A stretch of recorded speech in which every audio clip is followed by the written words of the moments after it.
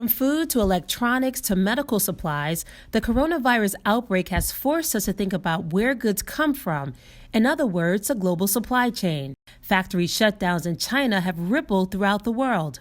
One sector that has experts particularly worried is the healthcare industry, which has grown dependent on imports for life-saving drugs. The healthcare supply chain in particular is a little more vulnerable to disruption than I think some other supply chains because there tend to be many single sources of product. Chinese drug imports into the United States have exploded over the years.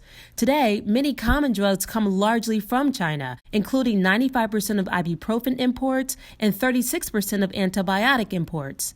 We have virtually no manufacturing capability left in the United States to make generic antibiotics. These are the medicines that you give to your kids for ear infections, strep throat, and we're talking about also superbug treatment and last resort antibiotics. But the FDA warns our dependence is actually much higher.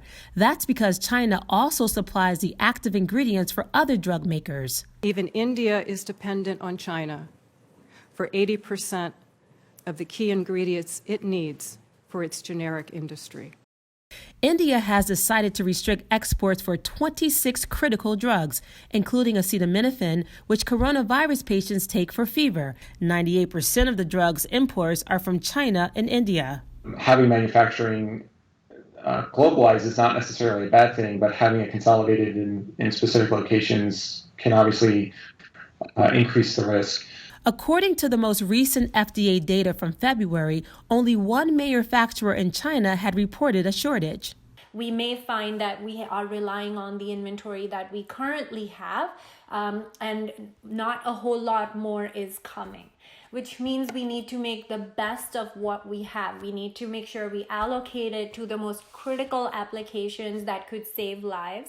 And while some Chinese factories are coming back online, coronavirus could rebound as quarantines are relaxed. We have not defeated the disease in China. We have just contained it, which means the moment people start coming out of their homes, interacting, going back to factories and shops and all of that, we're going to see cases again.